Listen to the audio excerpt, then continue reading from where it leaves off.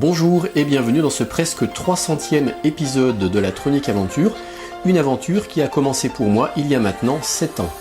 Dans cet épisode, on va découvrir ensemble un petit module qui permet de contrôler la qualité de l'air. En effet, on va voir qu'il est capable de détecter certains polluants comme le gaz,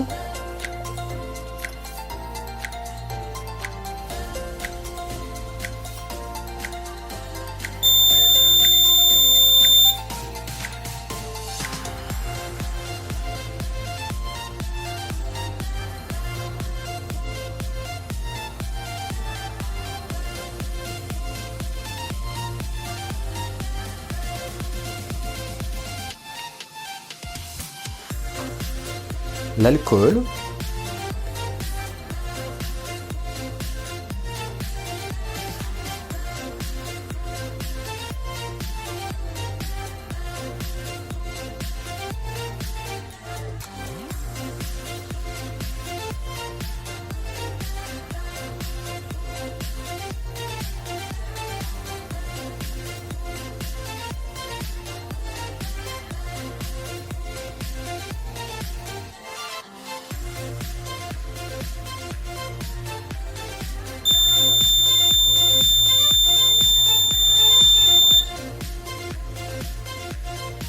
le CO2,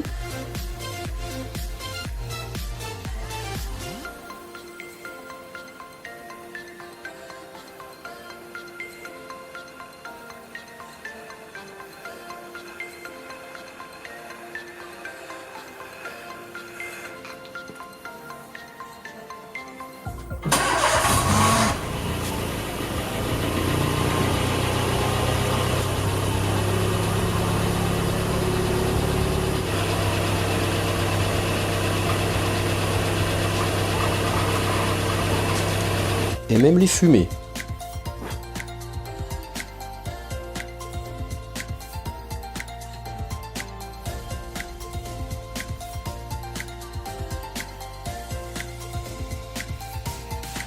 Ça vous intéresse? Vous voulez reproduire ces expériences chez vous? Eh bien cette vidéo est là pour vous.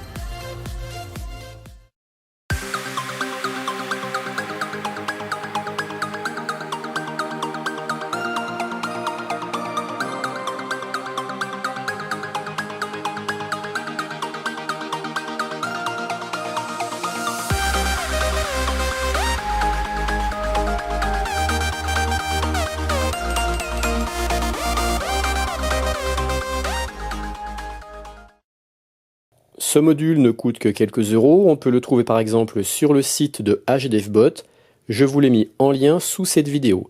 Regardons d'un peu plus près ce module, il intègre un capteur, le MQ135. Le module comporte 4 broches, la lime avec le plus et le moins, et 2 sorties, une sortie analogique et une sortie digitale ou numérique, c'est pareil. La broche VCC c'est l'alimentation positive en plus 5 volts. Le GND, c'est le ground, c'est le moins de la lime. La broche DO pour digital out, donc c'est la sortie numérique ou digitale, c'est pareil. Et puis la broche AO pour analog out, c'est la sortie analogique. Alors pour la sortie analogique, elle sera au 0 V pour un air parfaitement pur et au 5 V pour un air totalement saturé en polluants. Entre ces deux extrêmes, la tension pourra varier de 0 à 5 V et elle sera proportionnelle à l'état de pollution de l'air ambiant. Pour la sortie digitale ou numérique, elle sera soit au 0 V pour un air considéré comme pur, soit au 5 V pour un air considéré comme pollué, et c'est un potentiomètre qui fixera le seuil de frontière entre un air considéré comme pur et un air considéré comme pollué. Et le potentiomètre qui fait ça, eh bien, il est ici. Il suffira de tourner avec un tournevis la petite vis de réglage du potentiomètre pour choisir soi-même le seuil de basculement entre un air considéré comme pur et un air considéré comme pollué. Dans cette vidéo, je ne vais pas me servir de la sortie digitale ou numérique, je ne vais exploiter que la sortie analogique. Si on regarde maintenant le schéma interne de ce module, on voit sur la partie gauche la partie qui concerne le capteur MQ135, qu'on va regarder plus en détail juste après. Et sur la partie droite, on voit qu'on a un comparateur de tension avec un potentiomètre afin de récupérer la sortie digitale issue du capteur MQ135. Comment fonctionne ce capteur MQ135? Eh bien pour ça, regardons son schéma interne. Le voici. On voit qu'il a deux électrodes A et B qui sont séparées par du dioxyde d'étain. Le dioxyde d'étain a la propriété d'avoir une conduction électrique qui varie en fonction de la présence de certains polluants. S'il y a peu de pollution, le dioxyde d'étain sera peu conductif, ce qui reviendra à offrir une grande résistance au courant qui traversera ce dioxyde d'étain.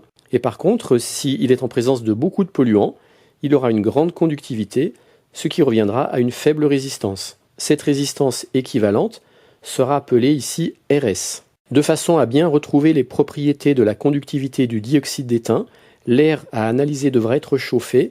Dans le capteur, il y a une résistance appelée RH. C'est pour ça que la première fois que vous vous servirez de ce module, il faudra le brancher et le laisser chauffer pendant 24 à 48 heures. Et c'est aussi pour ça que vous pourrez vous rendre compte que le capteur chauffe un peu, c'est normal. Dans notre capteur MQ135, sur le schéma, on voit qu'il y a une troisième résistance appelée RL, généralement d'une valeur de 1K.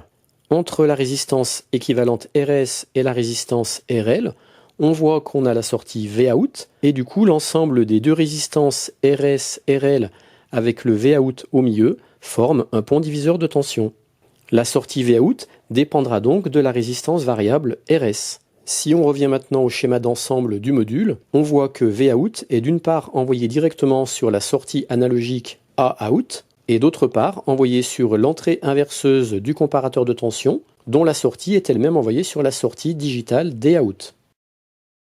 Concrètement, pour utiliser ce module, je vais me servir d'une carte Arduino Uno. Voilà le schéma de branchement entre ma carte Uno et mon module. Je viens relier la sortie Analog Out du module à l'entrée Analog In A0 de la carte Uno. Dans le code programme que je viendrai téléverser dans ma carte Uno, j'utiliserai l'instruction Analog Read. Cette instruction viendra convertir la tension lue sur la broche A0 en une valeur numérique pouvant aller de 0 à 1023, sachant que le 0 correspondra au 0 V et le 1023 correspondra au 5 V.